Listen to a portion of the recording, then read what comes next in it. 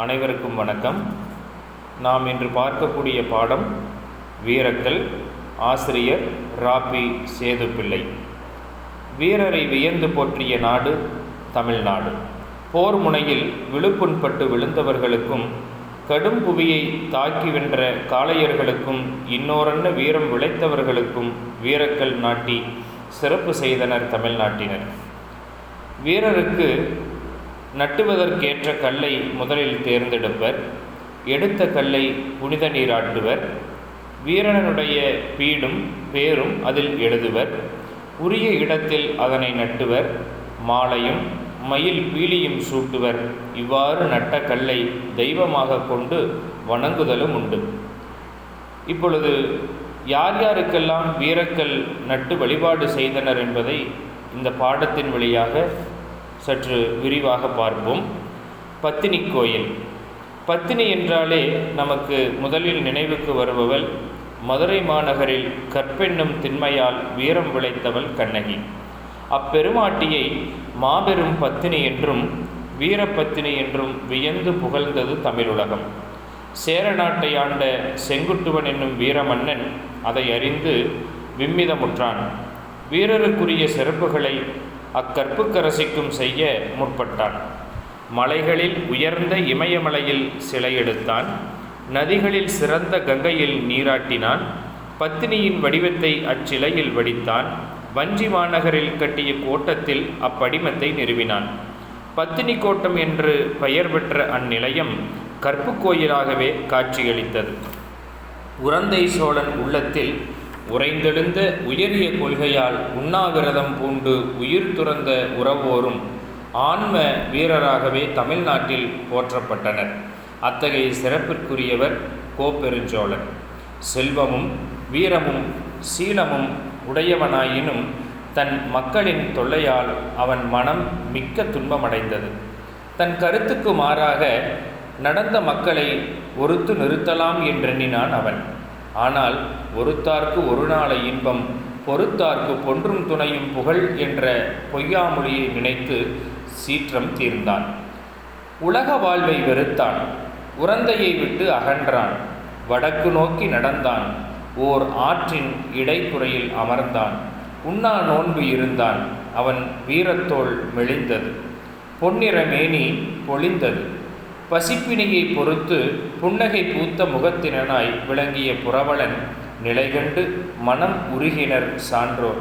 சில நாள்களில் அவனுடைய நல்லுயிர் உடலை விட்டு பிரிந்தது. அப்போது உடனிருந்த அன்பர்கள் அந்த ஆன்ம வீரனுக்காக கல் நட்டினர், கண்ணீர் வெடித்தனர். கல்லிலே நின்ற காவலனை தமிழ் சொல்மாலை அணிந்து போற்றினார்கள். அந்த நடுகல்லையே வீரக்கல்லாகவும் நம்முடைய பெருமக்கள் வழிபாடு செய்து வந்தனர்கள். வேங்கையை கொன்ற வீரன். 1000 ஆண்டுகளுக்கு முன்பே பாலாற்றங்கரையில் ஒரு பெரும் புலியை கொன்ற வீரன் இன்றும் கல்லிலே நின்று காட்சி தருகின்றான். தலையில் குட்டையும் இடையில் ஆடையும் கட்டிய ஓர் ஆண்மகன் புலியோடு போர் செய்யும் பான்மையில் அமைந்துள்ளது இவ்வடிவம். புலியானது முன்னங்கால்களை தூக்கி அவனை தாக்குகின்றது. இடக்கையை பற்றி கடிக்கின்றது.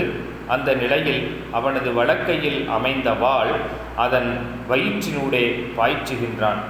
இவ்வாறு வாளாண்மையால் வேங்கையை கொன்ற வீரனுக்கு வீரக்கல் நாட்டினர் தமிழர். காரணம், தமிழர்களுக்கு ஏற்பட்ட அச்சத்தினை அந்த வீரன் போக்கினான். ஆகவே அந்த வீரனை தெய்வமாகவே மக்கள் வழிபாடு செய்தனர். ஆனெறியை மீட்ட வீரர் இன்னும் வட ஆற்காட்டில் உள்ள ஆம்பூரில் அக்லங்கன் என்பவன் ஒரு தலைவனாக விளங்கினான். ஒரு நாள் நுளம்பை பல்லவர் படை ஆம்பூரில் புகுந்தது. பசுநிறைகளை கவர்ந்தது. அதை கண்டனர் இருவர். ஒருவன் அலங்கங்கன் மைந்தன், இன்னொருவன் அவன் மருகன், அதாவது மருமகன். இருவரும் போந்து மாற்றரசர்களை தடுத்தனர். பெரும் போர் ஏற்பட்டது. பசுக்களை பத்திரமாக மீட்டனர். ஆயினும் போர் முனையில் இறந்து போயினர். உயிரை கொடுத்தும் பசுக்களை காப்பாற்றிய அந்த இரு வீரர்களுக்கு வீரக்கல் நட்டு இன்றும் வழிபாடு செய்து வருகின்றார்கள். வலக்கையில் வாளும் இடக்கையில் வில்லும் கொண்டு போர் புரியும் போது மாற்றார் விடுத்த அம்புகள் அவர் மார்பில் பாயும் பான்மையை காட்டுகிறது அக்கல். இத்தகைய நடுகர்கள் நூற்றுக்கணக்கான தமிழகத்தில் உண்டு.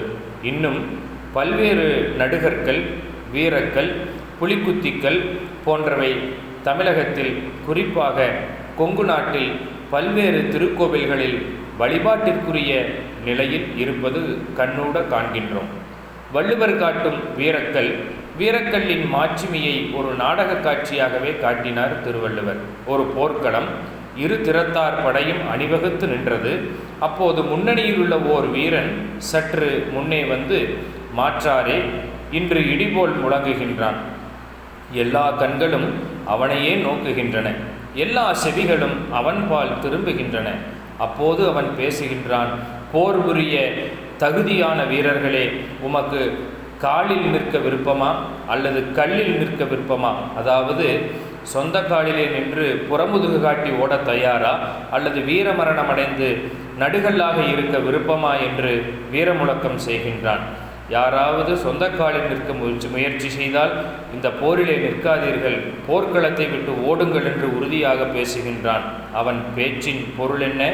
உயிரோடு இருக்க ஆசைப்பட்டால் என் தலைவனை எதிர்க்க வேண்டாம், போரில் அடிபட்டு உயிர் விட்டு வீரக்கல்லில் நிற்க ஆசைப்பட்டால் மட்டுமே இங்கு போர் செய்ய நீங்கள் தயாராக இருக்கலாம் என்றது கருத்து. எனவே புகழே உயிரினும் பெரிதென கருதிய தமிழ் வீரர் எந்நாளும் படைக்கு பிந்தியவர் அல்லர் என்பதும், அன்னாரை தமிழகம் போற்றி புகழ்ந்து வழிபட்டது என்பதும் நடுகல்லால் நன்கு விளகும்.